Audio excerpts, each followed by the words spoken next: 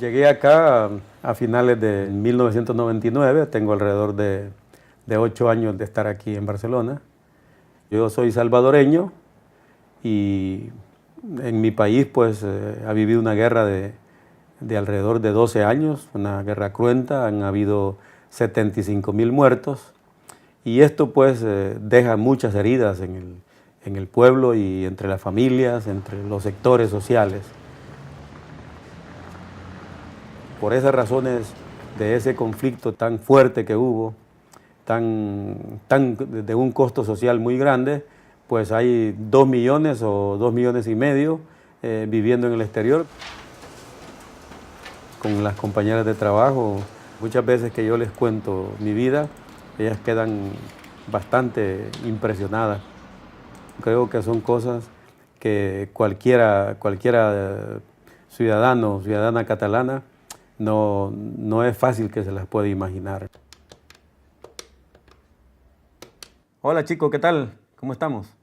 Mira, es para confirmarte que llegamos con Fina el 11 de julio.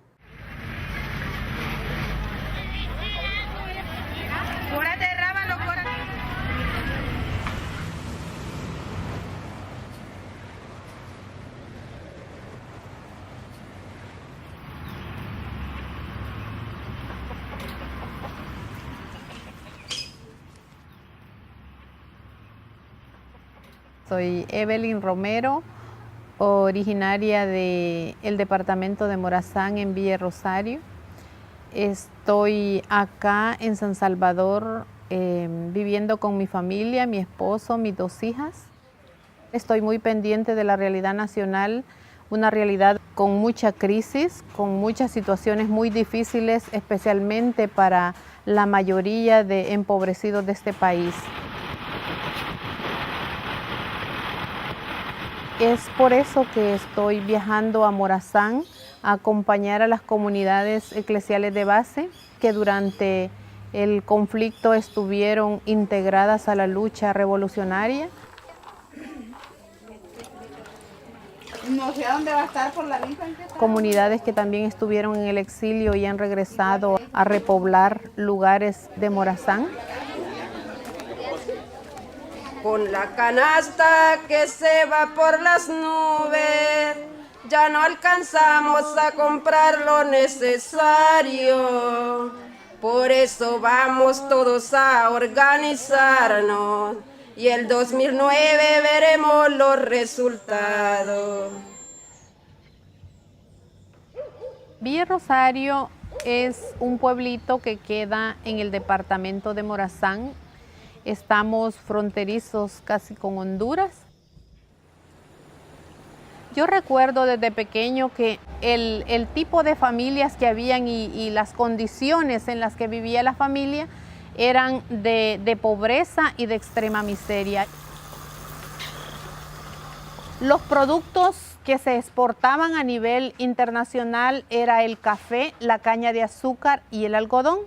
Entonces los campesinos, al no encontrar trabajos allá en nuestras zonas rurales, salían a las haciendas de los terratenientes a buscar trabajo en las cortas de café, de algodón o de caña de azúcar. Y las condiciones en las que se vivía en esas haciendas eran condiciones muy pésimas, los salarios de hambre, el tipo de alimentación era meramente tortilla con frijol, y las condiciones en las que dormían eran en el suelo. Cuando iban a cortar café, les robaban lo que ellos hacían, entonces le pagaban la mitad y la mitad se la dejaban, pues. Y además que mucha gente se moría en esos cafetales porque pasaban los aviones regando veneno para los siembros en ese medio, porque mi suegro ahí murió en esa hacienda de la carrera que le dicen, porque él andaba ganando ahí sus centavitos. Todo era prohibido, solo ellos mandaban o que hallaban alguna cosa prohibida y aunque no tuviera aquello, siempre lo llevaban a pagar su multa. En ese entonces como que todo era paz. Esa es la paz que los sistemas nos han hecho creer que es la paz. Desde el punto de vista religioso se nos enseñaba que esa realidad era voluntad de Dios. Cuando mi padre murió, pues la situación económica de mi familia quedó bastante afectada. Me formé por preocupaciones de mi madre en algunas de las escuelas correccionales de El Salvador. Y la última que mi madre buscó fue la de ingresarme al cuartel. Y la palabra quizás más acertada es que me podían corregir. Y entonces, después del cuartel, en la cual alcancé el grado de cabo, pues fue una carrera que se me metió en mi vida como una ilusión y creía yo en ese momento que era mi vocación. Entonces casi podía decir militar o militar.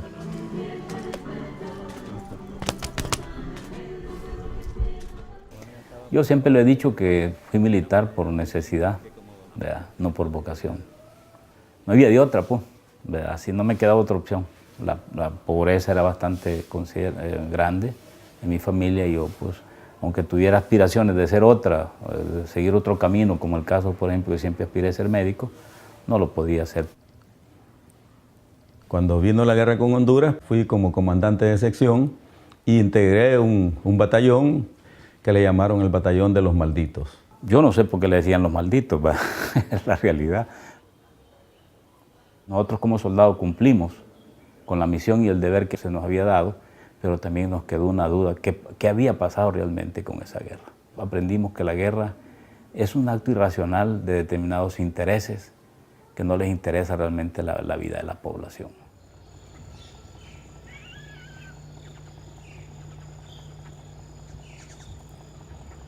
En los años 70, en la década de los 70, aparece pues Miguel Ventura allá a la zona norte de Morazán. Miguel era el párroco designado hacia los municipios de Torola. Venía bien jovencito. Dijo que él lo hallaba como que era un castigo para él. Y no, dice que hoy entiende que fue una luz que el Señor le dio. La mentalidad del obispo es que allí estaría yo aislado, lejos de los grupos progresistas, y de esa manera pues él podría neutralizar mi manera de pensar. Entonces Miguel se interna en las comunidades, va viendo su realidad y va con esa concepción de la teología de la liberación. Vamos construyendo comunidad sólida, es lo que estamos evaluando, ¿verdad? Y hay fortalezas y debilidades. En cada caserío o cantón había que promocionar líderes para que ellos realizaran la evangelización en su respectivo lugar. Mi compromiso iba a consistir en desarrollar una escuela en la sede parroquial para formación de estos líderes. Muy bien. ¿Cómo no? Entonces John nos rescata un elemento ahí. Dice que una de las cosas que están logrando es que la gente participe más. Las comunidades eclesiales de base comienzan a levantar la conciencia del pueblo a través de los líderes. Los líderes son los pilares fundamentales de la formación de una conciencia nueva. Poquito a poco había que trabajar mucho para convencer a las personas que sí había necesidad de organizarse. Las comunidades vamos tomando conciencia de que realmente lo que vivíamos, de toda esa pobreza, de toda esa pasividad, de toda esa resignación, no es voluntad de Dios, sino voluntad de unos pocos que están aplastando al pueblo. Uno sin reunirse, sin oír alguna palabra de esperanza, es como que se priva, pero si media vez con una lucita es como que uno va pensando distinto y va entendiendo qué puede hacer. Los campesinos dejaron de verse como esclavos y empezaron a verse como seres con dignidad. Dejaron de ver que el principio fundamental proclamado por el capitalismo era la propiedad privada y comenzaron a vivir otro valor que era la comunidad. Antes de la represión se tuvieron experiencias muy bonitas como la experiencia colectiva. Sembrábamos el maicillo, se cortaban juntos, después repartía cada quien su poquito, el maíz. Se limpiaban las milpas entre juntos, al terminar uno iban del otro. El patrón cercano que tenían, que siempre los estaba explotando, Ya no le llegaban esos trabajadores porque estos campesinos se habían organizado. También el patrón empezó a señalar y a decir, eso que están viviendo ahí es comunismo, y se empezó a regar la bulla de que esas experiencias colectivas de trabajo, de la búsqueda del bien común, eso ya olía a comunismo. No podíamos estar los reunidos así en grupitos como hoy, o trabajar juntos. Eran comunistas, pues. Y nosotros en el 75 hicimos una milpa entre 11 compañeros, por eso éramos perseguidos. Pero ellos no sabían que estábamos en una organización naciente en Morazán. Un delito solamente porque los organizamos. No les gustaba que el pueblo se organizara. Ser señalados como experiencias comunistas, ellos también ya veían venir la represión encima. El primer cuartel donde yo estoy es la tercera brigada. Estaba la situación política de El Salvador bastante complicada. Los partidos de oposición iban ganando ventaja y nos dijeron meses antes de que estos partidos representaban la lucha por el comunismo y que eso no podía ser en el país, y entonces a los militares nos dieron un departamento a cada uno con un jeep oficial del cuartel, pero no solo participábamos en política, sino que estábamos haciendo una política electoral. Llegó el momento de las elecciones y el PCN pierde las elecciones. Enviaron coroneles a todos los cuarteles del país dando las mismas órdenes, que ese resultado no podía ser. Y entonces con el mayor Dawison coordinamos un plan. A 2 cuadras de la Gobernación Política Departamental de San Miguel se fingió un choque de 2 autos y gente del mismo cuartel y el mayor Dawison tiraron unos disparos al aire. Y entonces toda la gente, pero no se quedó ninguna, los que estaban cuidando la Gobernación Política Departamental de San Miguel salieron hacia ver el problema y dejaron abandonado su puesto. En ese momento yo tenía las llaves y entramos. Ese fraude fue tan visible que gente de derecha nos quitamos de esa venda.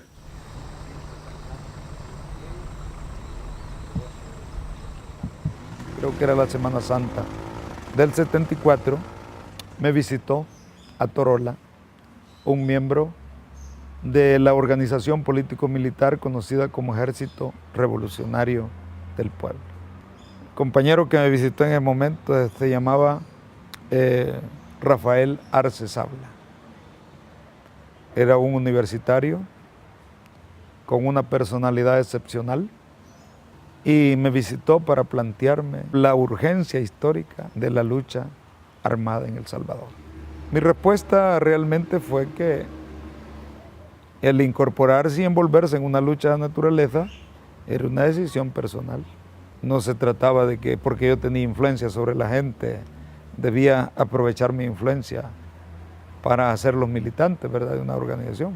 Entonces planteamos que tuviésemos una reunión con todos los líderes y ese fue el inicio de una participación de los pobladores del norte de Morazán en la lucha político-militar. La Biblia dice no matar más, pero los ricos no dicen eso, pues. Los opresores nunca han respetado eso. Desde El Salvador, Centroamérica. En las comunidades cristianas esto no era muy congruente, pero precisamente la violencia del Estado contra la población campesina lo que hace es detonar y hacer que jóvenes, ancianos, ancianas, hombres y mujeres se incorporen a los nacientes campamentos guerrilleros. No se organizó la gente que supuestamente era contraria al gobierno en cuestión electoral, ¿va? Algunos sí, pero la mayor parte del grueso de guerrilleros de Morazán fueron de gente católica, conservadora. Se organizaron, ¿verdad?, el 79. Y pues sí, yo no me gustaba, ¿verdad? Les decía yo que por qué llegaban tan de noche. Que yo pensaba mucho porque al fin me dijeron ellos que era que estaban organizándose para luchar. Pero ¿qué van a luchar? Le digo yo, sí, que eso es malo, la guerra. No, mamá, me dije, es que la lucha se va a hacer, me dijo todo el mundo. Y él dijo, mi hermano dijo una tarde en la casa de escuela, dijo, yo dijo, no sé cómo voy a morir, si voy a morir quemado, si los sopes me van a comer, dijo, no importa, dijo.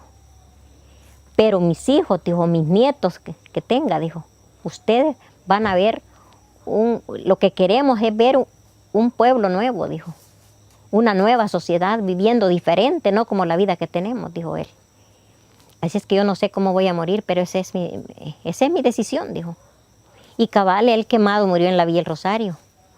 Allí lo mataron y allí vivo todavía. Él pedía agua y dice que le tiraban gasolina y le ponían fuego. La gente no se va a incorporar a la guerrilla por una desesperación o porque no tengo otra salida, no tengo otra alternativa. Hay mucho convencimiento. Y la formación cristiana va a dar a la población del norte de Morazán niveles de resistencia heroicos, lo cual se va a constatar en el acontecimiento de Villa El Rosario en octubre del 80. Pero mamá, usted es católica, me dice. Escuche usted, me dijo a las 8 de la noche a Monseñor Romero, me dice, orientando el pueblo. Mientras hay este desorden espantoso, hermanos, no puede haber paz.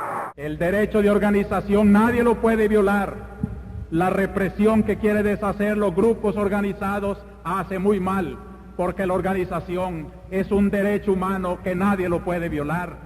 No esté el asunto en reprimir una manifestación que va pidiendo tal vez cosas justas, sino en oír qué dice. Dios va conmigo y si algo me sucede, pues estoy dispuesto a todo. Y está contenido en un informe que se llama el Informe de Santa Fe. Es que de esta visita que hizo este funcionario de gobierno norteamericano a Sudamérica, es que el adversario más peligroso para los intereses norteamericanos lo constituía la iglesia popular, la iglesia del pueblo, y por tanto la teología de la liberación. Y el compañero, pues, Juan Ramón Sánchez, lo acribillaron y lo asesinaron.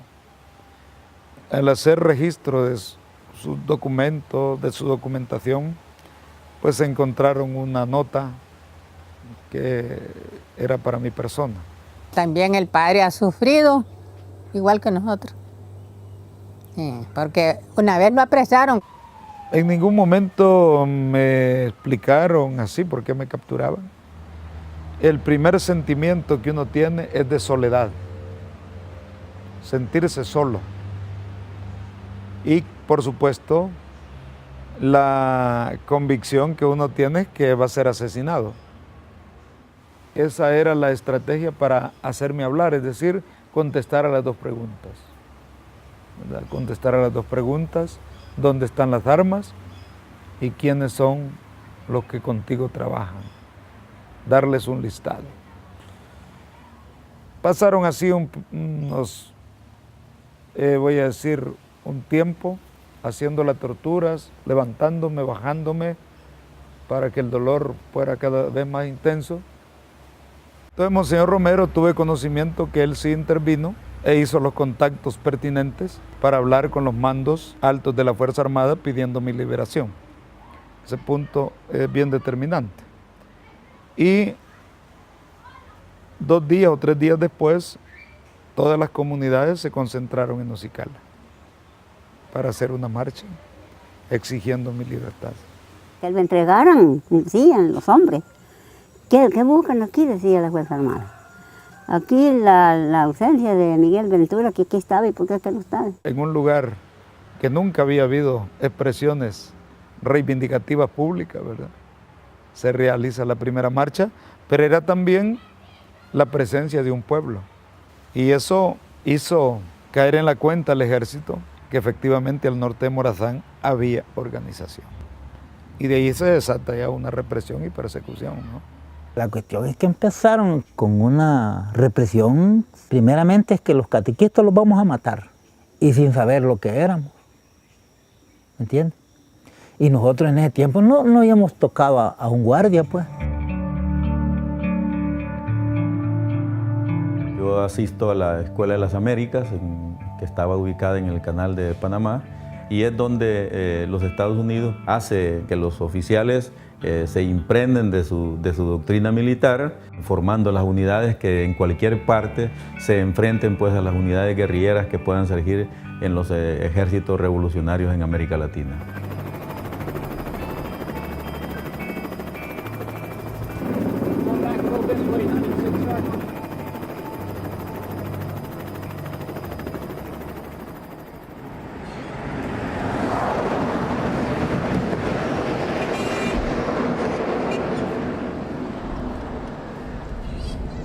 Y desde ese ser cristiano, desde esa práctica de búsqueda del bien común, empieza también a analizarse que no somos una isla, que es el país el que está viviendo en esta situación. Se toma conciencia de la realidad nacional, de la injusticia social que se cometían, y es donde se empiezan las movilizaciones también. Cómo el campo se traslada a las calles de San Salvador, a la par de estudiantes, a la par de obreros, a la par de mujeres de los mercados, y se empieza a pedir justicia. Me decía, mamá, vamos a salir. ¿Para dónde? ¿Qué vamos a ir a San Salvador y qué van a ir a hacer? Vamos a ir a una manifestación. Pero no le voy a decir a nadie que por dónde andamos. El auténtico cristianismo, vaya, la palabra del mismo Maestro Jesús va. Jesús fue rebelde. Jesús no vino aquí a respetar reyes. Vino a denunciar. ¡Hasta la victoria siempre! Probamos por la movilización, pero nos empezaron a reprimir y a perseguir. No lo reprimían cuando nosotros no éramos personas que pensábamos. La represión, digamos, la provocamos cuando despertamos. La represión con un pueblo dormido, no, ¿para qué? Pues? Si flores les tiran, flores hay que devolverles. Y si balas nos tiran, hay que tirarles balas. Yo quisiera hacer un llamamiento de manera especial a los hombres del ejército. Hermanos, son de nuestro mismo pueblo. Matan a sus mismos hermanos campesinos. Y ante una orden de matar que dé un hombre, debe de prevalecer la ley de Dios que dice no matar. Una ley inmoral, nadie tiene que cumplirla. En nombre de Dios, pues, y en nombre de este sufrido pueblo, cuyos lamentos suben hasta el cielo cada día más tumultuosos, les suplico, les ruego, les ordeno en nombre de Dios, cese la represión.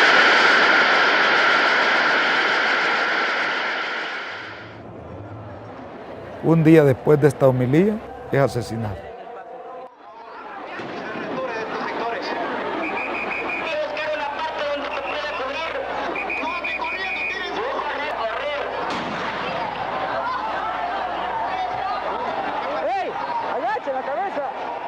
Después de eso fue cuando ya se levantó el pueblo más fuerte. Todos los días aparecían muertos en las carreteras, muertos, por ejemplo, personas decapitadas que aparecían en fila 10 cadáveres y adelante aparecían sus cabezas ensartadas en postes o en estacas para dar terror a la población de que no siguiera en esa organización. Sin embargo, el pueblo continuó. Los que estaban con su fuerza era agarrar las armas, ¿verdad? Y demás del pueblo era estar apoyando también. Los muchachos o hombres que estuvieran de buena fortaleza no se podían dejar también, pues ya tanto y tanto que los andaban persiguiendo. Pensaron organizarse. Primero, incluso me mandaron a poner unas bombas de propaganda sin arma.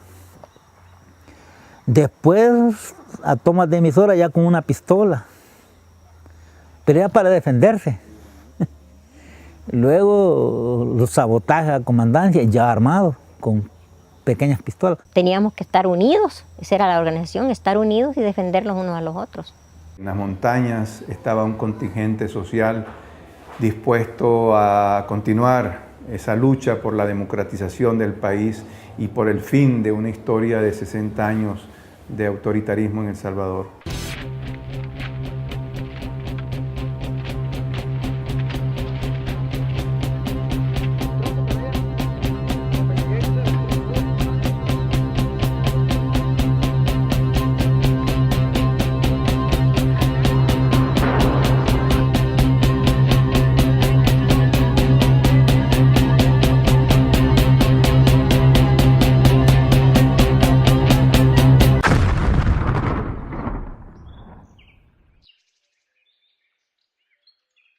el primer operativo más grande al inicio de la historia de la represión en la zona norte de Morazán, el operativo llamado Tierra Arrasada. Se sabía de que venía un gran operativo. Que no iban a dejar nada. Toda gente que encontraban y hallaban las viviendas en los trabajos las iban terminando. Cuando pasó por Zacualpa hizo desastres allí también. Allí mató un montón de familias. Y un señor Adrián Orellana con todo y familia. Un señor Abdulio Martínez con todo y familia. De los que yo conocía, ¿verdad? Dijimos, si no los vamos de aquí, vamos a morir. Y como allí no perdonaban a nadie, iban dejando a tierra arrasada, ¿verdad? Tanto animales, cultivos, casas, personas, de modo, como dice, dejar sin nada el país. Entonces lo quisimos agarrar todos para la Villa Rosario. Me fui a la Villa del Rosario, porque era el único pueblo que no tenía ejército. Y lo fuimos, mire, para la Villa, ya solo me fui con el esposo mío y un niño que tenía. La gente ya preguntaba que de dónde éramos nosotros, que qué andábamos haciendo, que para qué lo habíamos salido de nuestro cantón, que cuáles eran los motivos. Yo les contestaba que por el bandeo que tenía la Fuerza Armada. Unos estuvieron en la iglesia, otros en casas particulares, otros en el grupo escolar. Van entrando por grupos, por cantidades. Yo recuerdo a lo mejor al final fueron alrededor de 3.000 a 4.000 personas que entraron. La mayoría de la gente los recibió de ahí en la misma población, pero algunos poquitos sí no estaban muy de acuerdo. Nos decían que nosotros quedamos ahí por nosotros, ellos iban a morir también. Luego llegaron los guerrilleros una tarde y nos explicaron de que no nos moviéramos de allí, pues, que allí nos mantuviéramos, porque en los cantones estaban llenos de soldados. No podíamos regresar porque nos iban a matar.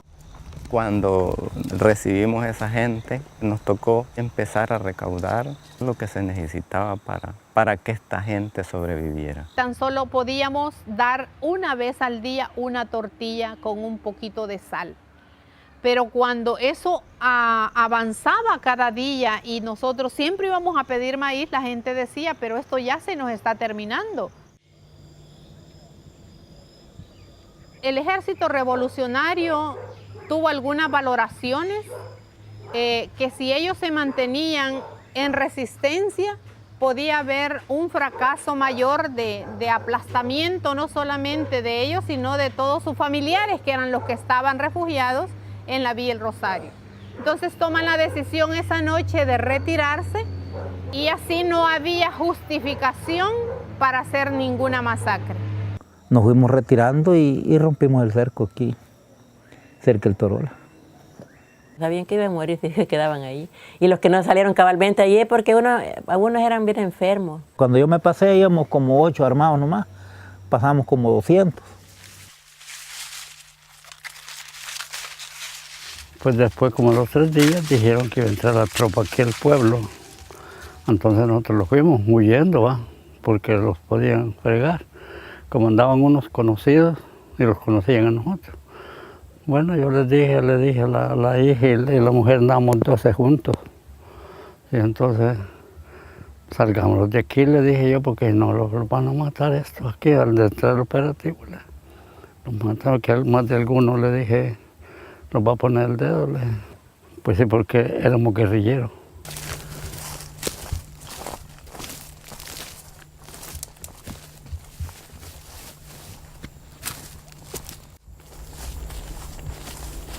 La organización guerrillera en esta zona era el ERP, el Ejército Revolucionario del Pueblo. El operativo se inicia en los últimos días de septiembre de 1980 y tenía el objetivo de destruir toda esta organización, incluyendo pues toda esa base de organización de la guerrilla que era la población. Era como una zona sitiada, podríamos decir, en donde las fuerzas iban a penetrar de norte a sur, es decir, para empujar a todo lo que hubiera ahí hacia un pueblo que llamaba Villa El Rosario.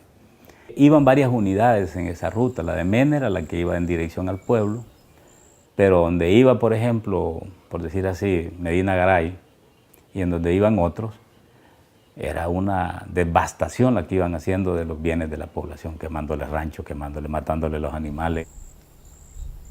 Ahí se me ordena a mí lanzar un ataque sobre la villa.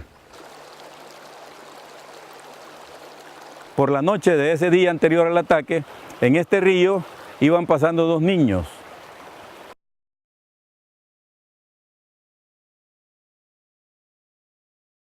Entonces, claro, yo con este niño pasé hablando muchas horas y me dio una información que contrastaba esta información con lo que yo tenía. Me dijo que ya en la villa no habían guerrilleros armados y que lo que había era miles de gente que tenían muchos días de no comer y estaban concentrándose como refugiados en la villa. Pensé mucho en aquella acción de un teniente que fue enjuiciado en Vietnam porque hizo una masacre de una aldea. Le dije por radio que tenía una información que me tenía preocupado y el comandante a mí me dijo, usted ya tiene la orden y cúmplala y no tenemos que andar discutiendo nada. También el operativo llevaba un doble sentido. Uno era que la unidad de Mena fuera capaz de participar en un acto represivo. Cuando Mena llega, yo me doy cuenta que existe una oportunidad. Un oficial progresista de ese momento, yo recuerdo que Mena me dijo, yo voy a ver qué puedo hacer. Porque hablamos claramente, mira, aquí va a haber una masacre. La Fuerza Armada pensaba de que aniquilando parte de una población, la población iba a tener temores y no se iba a meter a favorecer a la guerrilla. Tanto la aviación como la artillería estaban mimando en el momento que yo las necesitara. Cuando yo subo acá y veo que todo esto estaba fortificado y no había ninguna situación, pues nada más les dije que mantenía todavía el fuego de apoyo bajo mi mando. Imaginen lo que iba a pasar la aviación tirándole bombas a un pueblo. Pues. No habíamos tenido resistencia, lo cual me decía que posiblemente podían estar en alguna emboscada. Ordené que las otras unidades avanzaran. Luego después también nosotros iniciamos el avance hacia la otra línea de control que era luego después de la cancha de fútbol. Y así íbamos sabiendo por poquitos que ya iban acercándose al pueblo. Pero ¿para dónde los íbamos a irse? No había más para dónde que esperar la muerte allí. Estábamos acongojados, rezando y orando. Y lo que los quedaba era llorar nomás porque era mucho el milagro de Dios y nosotros nos íbamos a defender. Yo creí que los íbamos a morir, pues. Porque yo tengo miedo, le dije, ¿qué voy a decir? Tengo miedo que me maten. Un niño de los míos, que era el más chiquito, ese niño se enfermó, se tapó del estómago, del miedo, del susto. Yo tenía un hijo que andaba organizado, mi esposo, pero yo igual tenía el mismo problema. Porque así como lo perseguían a él, me perseguían a mí y mis hijos que estaban pequeñitos.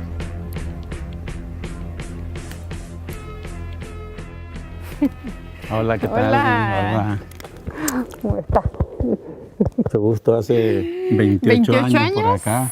Volvemos a estar por aquí dándonos un abrazo y ahora muy fuerte. Bienvenido a este pueblo muy histórico. Sí, para que vale mí, la pena recordar esta historia tan llena de dolor, pero también tan llena de esperanza. Cuando dijo toda la gente, vienen los soldados, pero la gente lloraba y aquel gran barbaridad de soldados como que eran hormigas se veían entrar por todas las calles.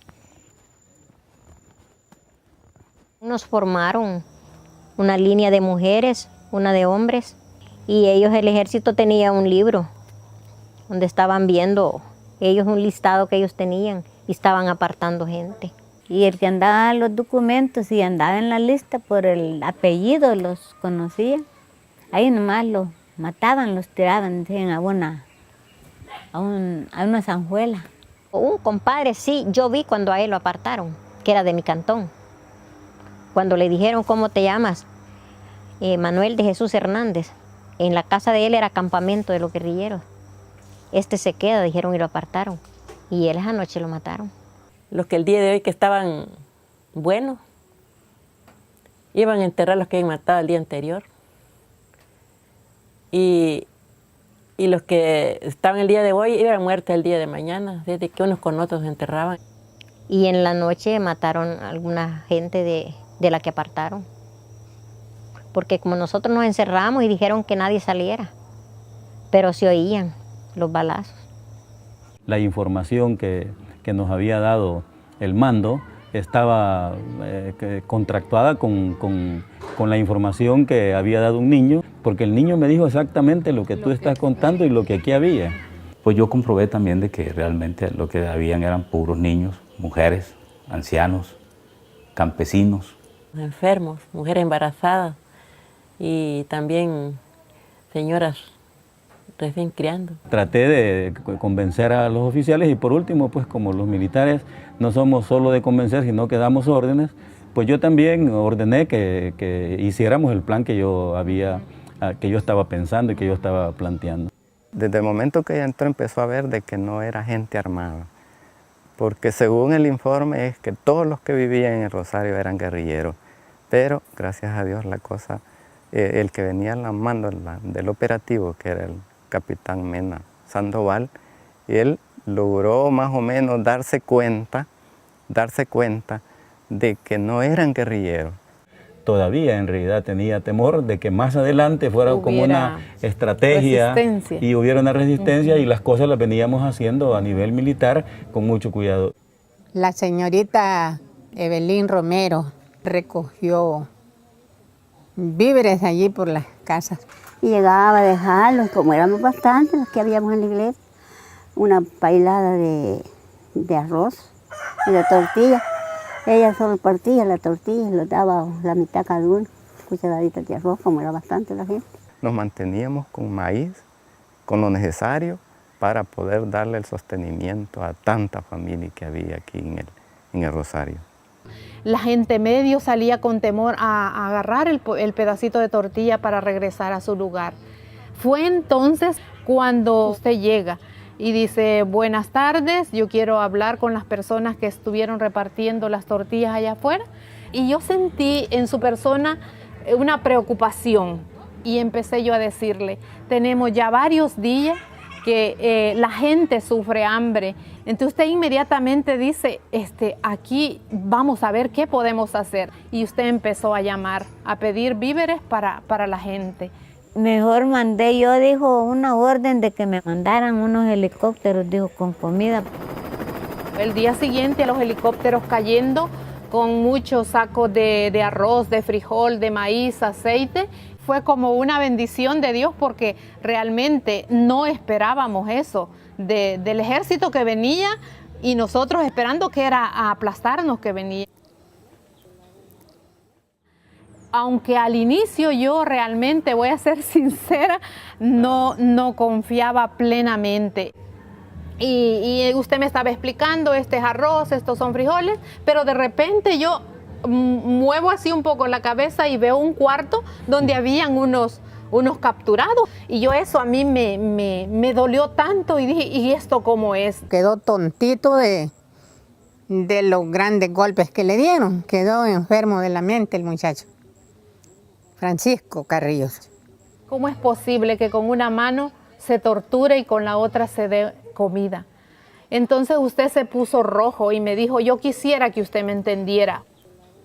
Yo allí, hasta en ese momento yo me di cuenta todo lo de la orden de acabar con el pueblo, lo de cómo usted había empezado a sentir que no tenían que matar a toda la gente, que esto que veníamos haciendo no era justo. Hemos recorrido cantones y caseríos y he visto en qué condiciones ha vivido la gente. Realmente esta gente nos pide pan y nosotros lo que damos somos balas.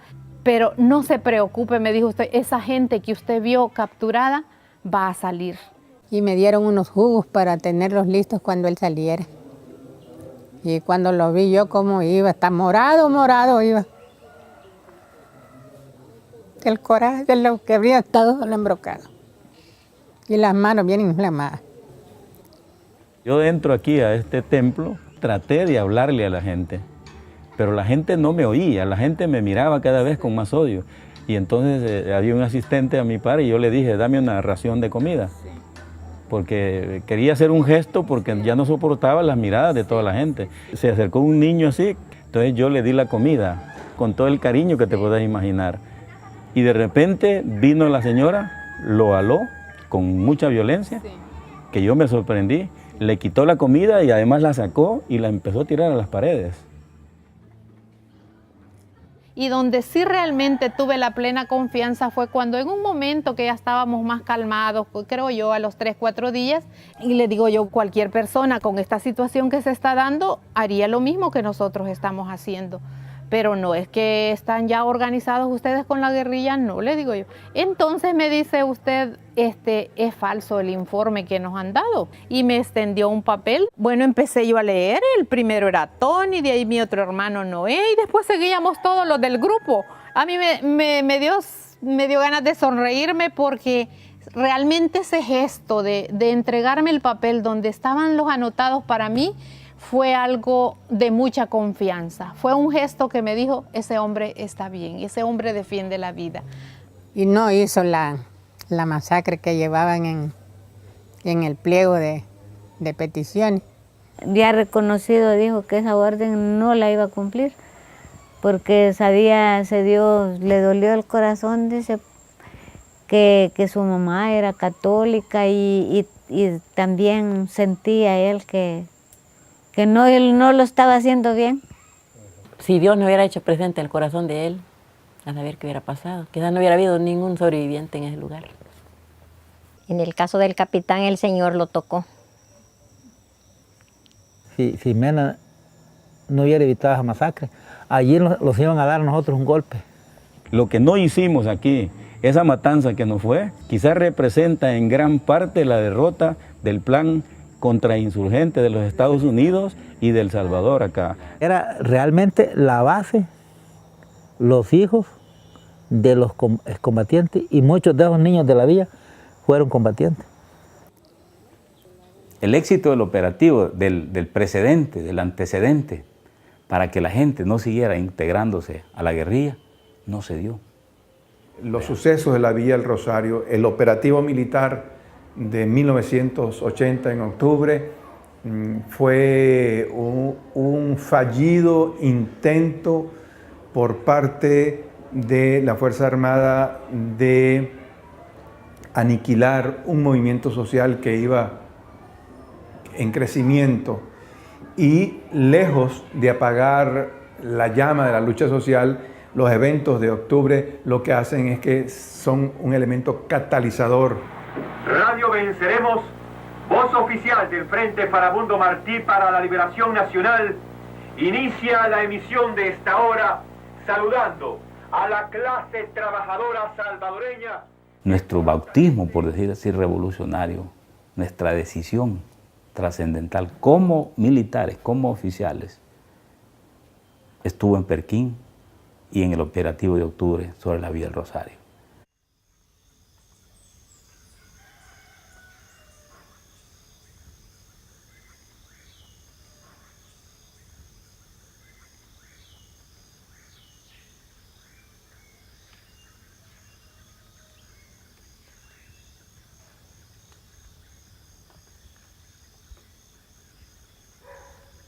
En una sociedad que quedó tan fragmentada por la violencia, por el enfrentamiento de 11 años de guerra civil, nos parece imposible refundar la nación, nos parece imposible imaginarnos qué tipo de país, qué tipo de sociedad más justa y equitativa queremos, si no es mirando hacia el pasado para construir el futuro. Sin memoria histórica, los caminos del futuro son inciertos. Por esta tierra del hambre, yo vi pasar a un viajero, humilde, manso y sincero, valientemente profeta, que se enfrentó a los tiranos para acusarles el crimen de asesinar a su hermano.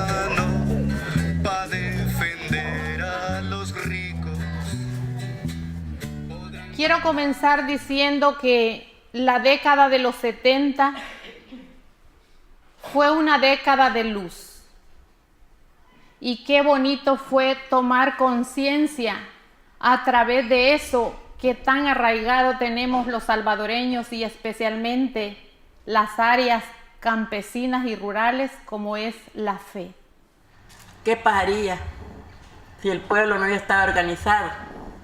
Quizás ninguno de nosotros estuviéramos acá.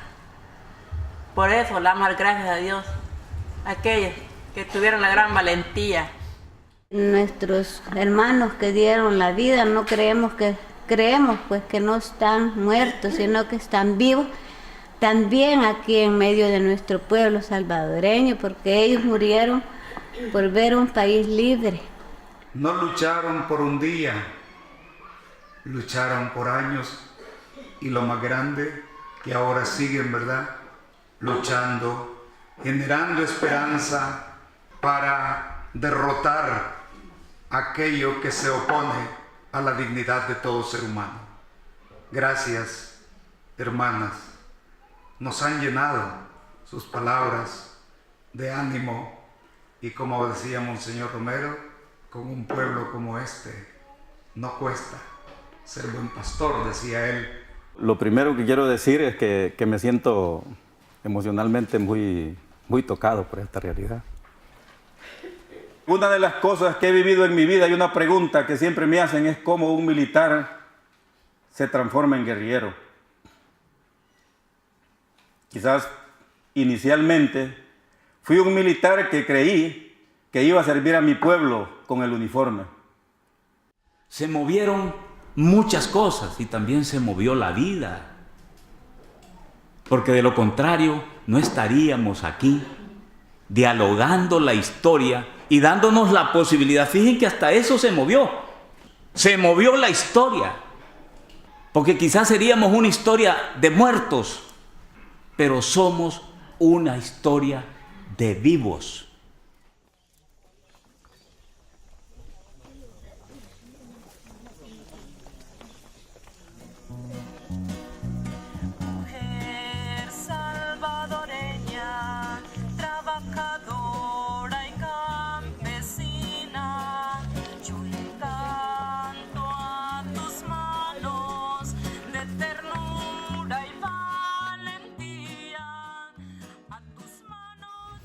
Jamás, compañeros revolucionarios, olvidaré este día en que aquí estoy con ustedes. Jamás olvidaré el 10 de enero y jamás, créanmelo de corazón, que en ningún momento me he arrepentido y me arrepentiré de la decisión que tomé. Aquí, al lado de ustedes, estoy defendiendo al pueblo. Allá estaba defendiendo intereses particulares. Me siento orgulloso de pertenecer a un grupo de compañeros que llevarán la liberación definitiva del país. ¡Patria libre! ¡Sí! ¡Muerte al imperialismo! ¡Sí! Muchas gracias.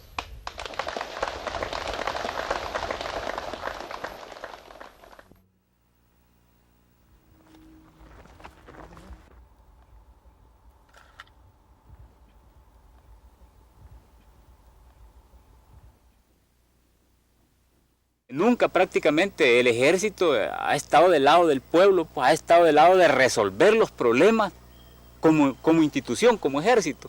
Siempre se ligó o a los intereses de la oligarquía y luego da un salto a defender los intereses del imperialismo norteamericano. Los que participamos desde el otro lado de la Fuerza Armada, en aquel tiempo, como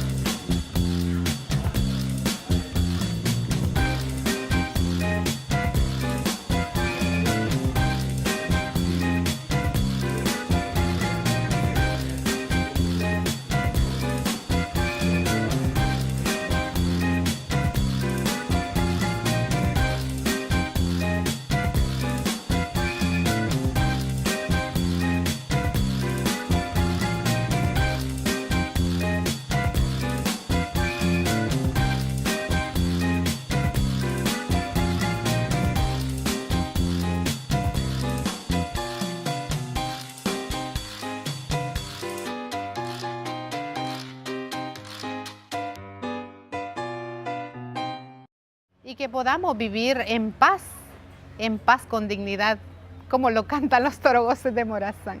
Lo que queremos, justicia social, todo el pueblo espera paz con dignidad.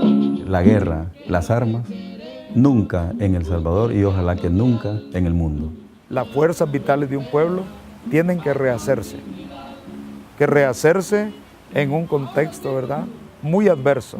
Que todos los cantones y todas las comunidades campesinas del país dejen de ser los sectores más excluidos y más olvidados de la patria. Que nuestros jóvenes se proyecten y retomen el ejemplo de nuestros héroes y mártires y hagan realidad el sueño de ellos. Que no nos cansemos de denunciar todos estos hechos que no son cristianos, que son injustos.